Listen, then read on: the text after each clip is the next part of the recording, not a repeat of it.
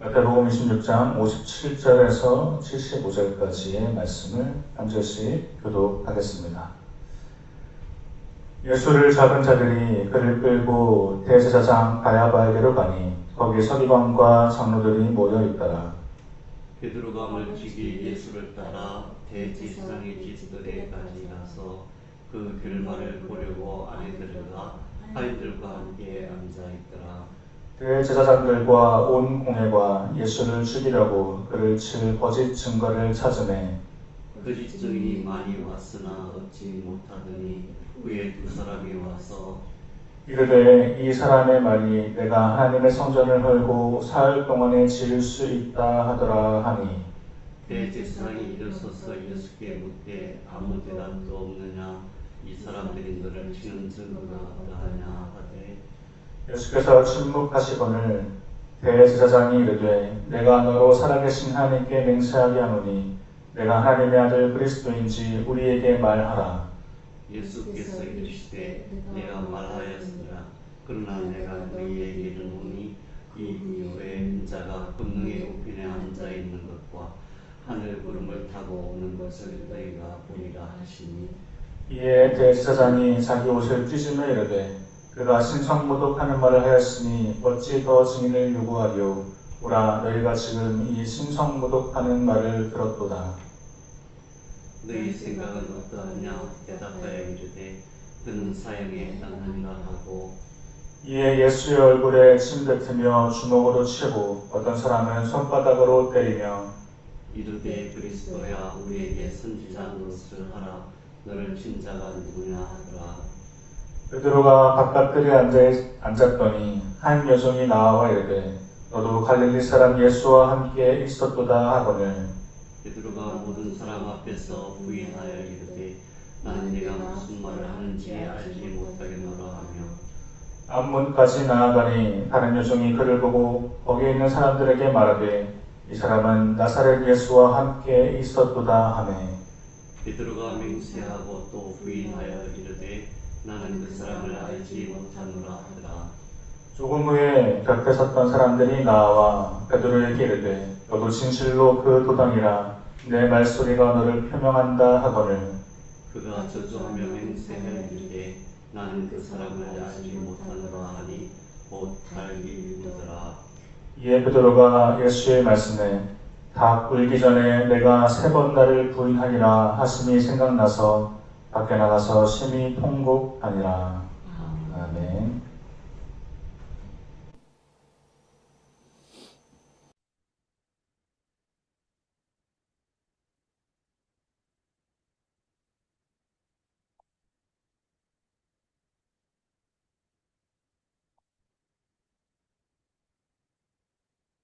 할렐루야. 네, 오늘도 거룩한 주일에 하나님을 예배하러 오신 분들을 환영합니다. 하나님께서 오늘 예배에 참석한 모든 분들에게 큰 은혜 내려주시기를 바랍니다. 최근에 한국에는 한 명의 배우에 대한 논란이 커지고 있습니다. 하영이라고 하는 배우가 방송에 나와서 자신의 증조부에 대해서, 자신의 아버지의 할아버지죠. 증조부에 대해서 이야기했는데요. 자신의 증조부는 그 조선시대의 1세대 의사로서 많은 사람들을 고쳐주었다라고 했던 그런 이야기였습니다.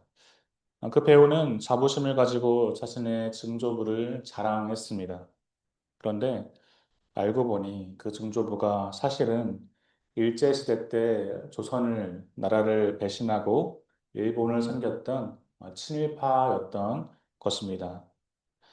이 사실을 알게 된 사람들이 어떻게 되었을까요? 화가 나죠. 나라를 팔아먹은 돈으로 호의호식하면서 부유하게 산 것도 화가 나는데 그것을 방송에 나와서 자랑까지 하였으니 사람들은 곧바로 그 배우를 비난하기 시작했습니다. 아마 그 하영이라는 배우도 자신의 증조부가 친일파였다는 것은 몰랐던 것 같습니다. 알았다면 방송에서 그렇게 자랑스럽게 이야기하지는 않았겠죠. 하지만 사실이 밝혀졌을 때 그때 바로 자신의 잘못을 인정하고 또 자기 증조부의 잘못에 대해서 하였다면 사람들도 이렇게까지 그녀를 비난하지는 않았을 것입니다.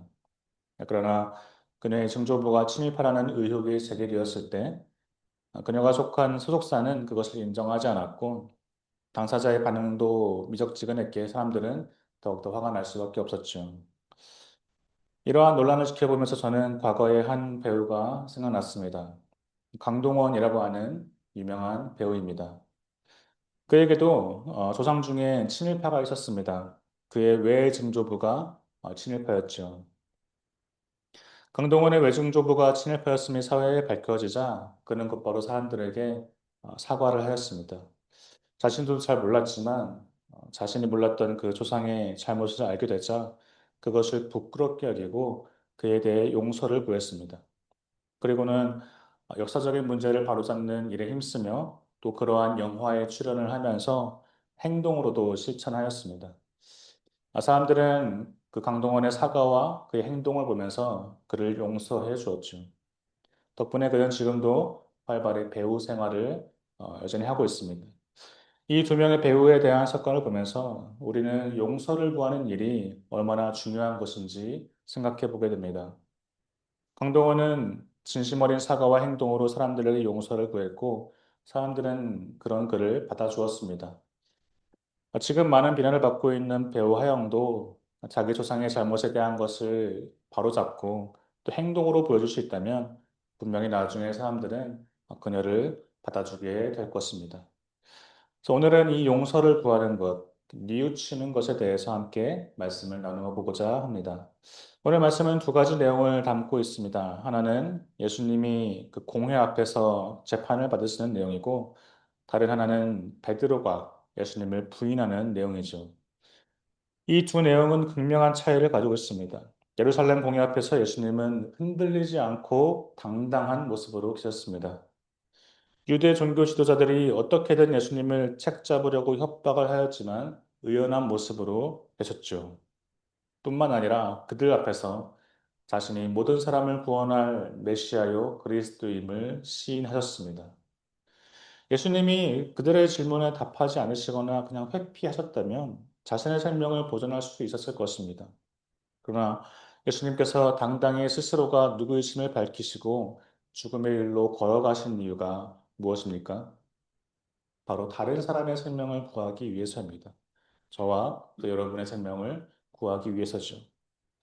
그런데 베드로는 어떻습니까? 예수님께서는 다른 사람의 생명을 구원하기 위해 자기의 생명을 버리셨지만 베드로는 자기의 생명을 구하기 위해 예수님을 배반해 버렸습니다. 예수님께서는 지금 그 베드로의 생명을 구원하기 위해 죽음의 길로 걸어가시는데 베드로는 예수님을 부인하고 심지어는 저주까지 하였습니다.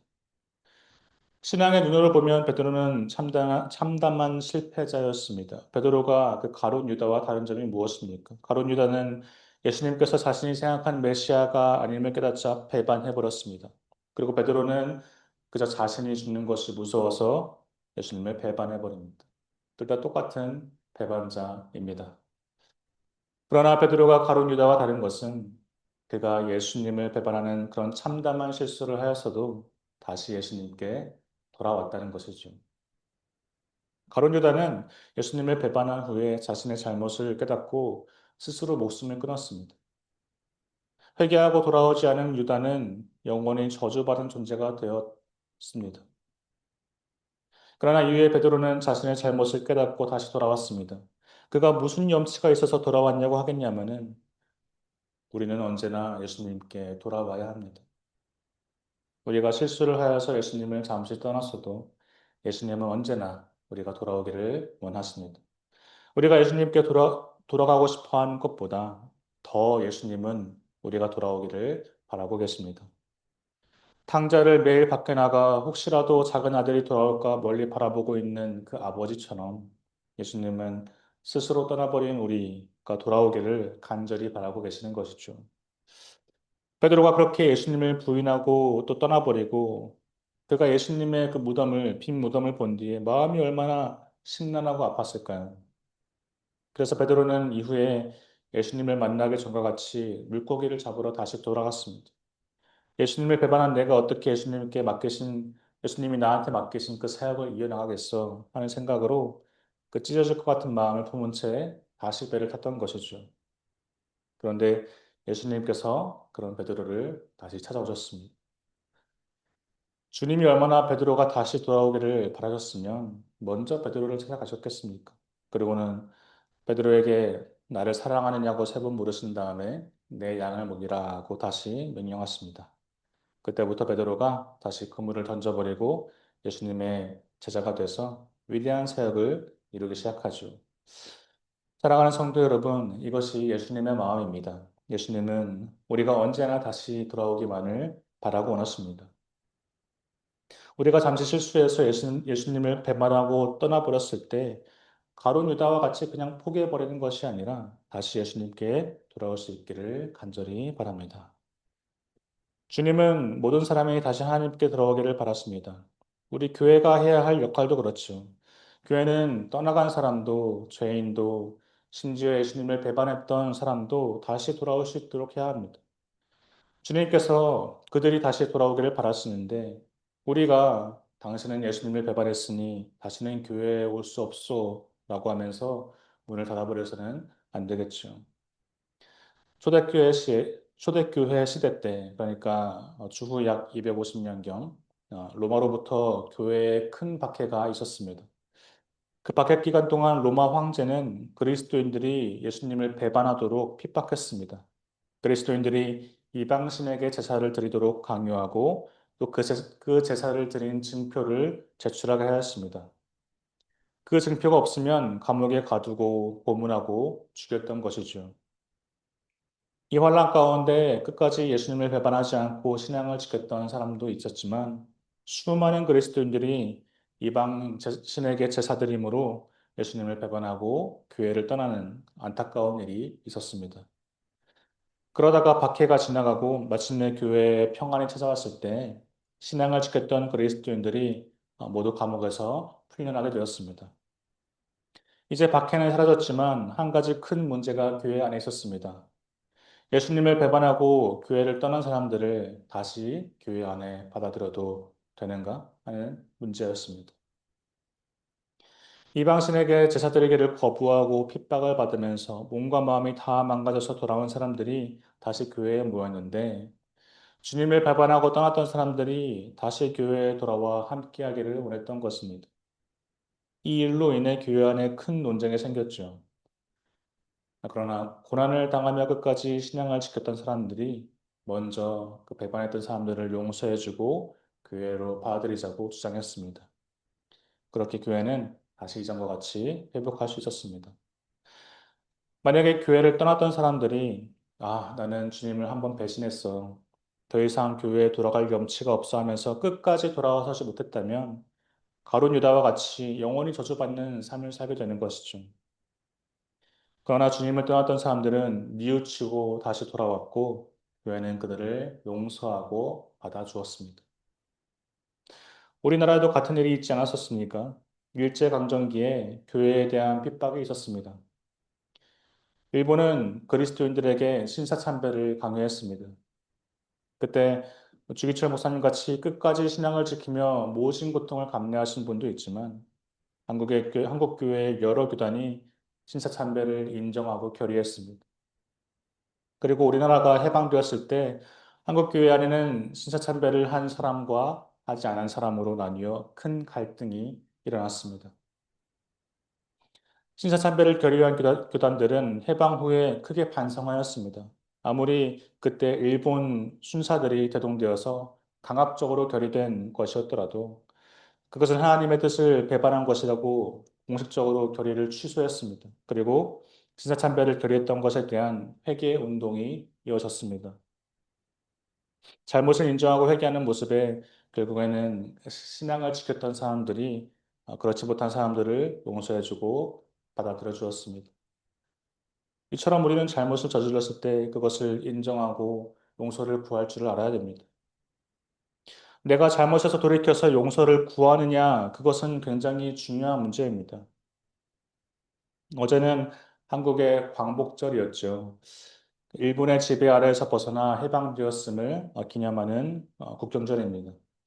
광복절이 되면 사람들은 과거에 일본이 한국에 저질렀던 그 수많은 잘못들에 대해서 다시 기억하게 됩니다. 그리고 분노하죠.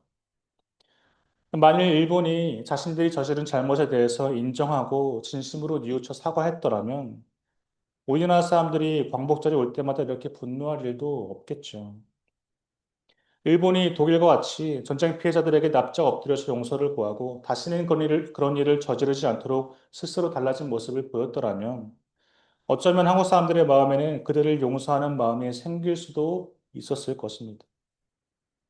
그러나 그들이 자신의 잘못을 인정하지 않고 또 진심으로 용서를 구하지 않는 모습을 보니까 우리의 마음이 어떻습니까? 용서하고 싶은 마음이 조금도 생기지 않는 것이죠. 이 모습에서 우리는 용서를 구하는 것이 얼마나 중요한 일인지 생각해 보게 됩니다. 하나님 앞에 우리의 잘못을 회개하는 것이 얼마나 중요한 일인지 깨닫게 되죠. 우리가 죄를 지었을 때 우리가 회개를 하여야지만 하나님께서 우리의 죄를 용서하여 주십니다. 요한일서 1장 말씀에 만일 우리가 우리 죄를 자백하면 하나님은 미쁘시고 우리 죄를 사하시며 우리를 모든 불의에서 깨끗하게 하실 것이다 라고 했습니다. 하나님은 우리의 죄를 용서하시고 깨끗하게 하시는 분이십니다. 그런데 전제 조건이 있습니다. 우리가 우리 죄를 자백하면 우리가 우리의 잘못을 인정하고 용서를 구할 때에 우리 주님은 우리 죄를 사하여 주십니다.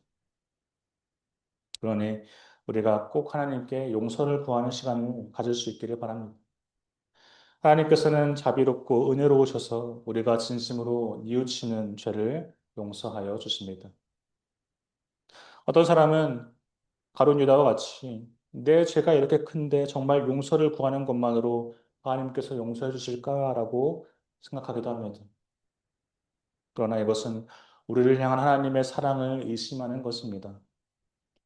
사도 바울은 자기 스스로를 나는 죄인 중에도 괴물이다라고 할 정도로 큰 죄를 저질렀던 사람입니다. 그리스도인을 핍박하고 죽이는 살인자였습니다. 하지만 하나님께서는 그런 사도 바울도 용서해 주셨습니다. 바울이 자신의 잘못을 깨닫게 되고 진심으로 뉘우치자 돌이키자 그의 죄를 사하여 주셨습니다. 그러니 우리는 하나님께서 우리를 얼마나 사랑하시는지 그 가늠할 수 없는 사랑을 믿고 또 우리의 죄를 고백할 수 있기를 바랍니다. 사람은 누구나 실수를 합니다. 어쩌면 베드로와 같이 주님을 배반하는 일도 있을 수 있습니다. 그때 우리는 주님께 돌아올 수 있기를 원합니다. 물론 그 환난의 순간에 우리가 끝까지 주님을 배반하지 않고 신앙을 지킬 수 있으면 더 좋겠습니다. 신앙을 끝까지 지킨 사람에게는 더 큰 상급과 더 큰 축복이 있을 줄 믿습니다. 그러나 우리가 어떤 이유에서든 주님을 떠나게 되었을 때 꼭 다시 주님께 돌아올 수 있기를 바랍니다. 우리가 주님께 돌아가고 싶은 것보다 주님은 더 우리가 돌아오기를 원하십니다.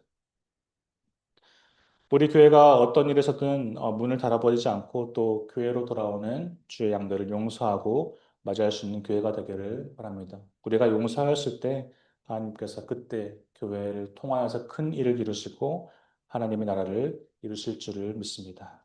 기도하겠습니다. 사랑의 아버지 하나님, 오늘도 거룩한 주일에 예배하게 하여 주시니 감사합니다. 우리가 살면서 실수를 할 때가 오더라도 그것에 사로잡혀서 죄의 노예가 되지 않도록 하여 주옵소서. 우리가 주님께 돌이켜 회개할 때에 자비로우신 하나님께서 우리의 죄를 용서하여 주시고 죄로부터 자유롭게 하여 주옵소서. 예수 그리스도의 이름으로 기도합니다. 아멘.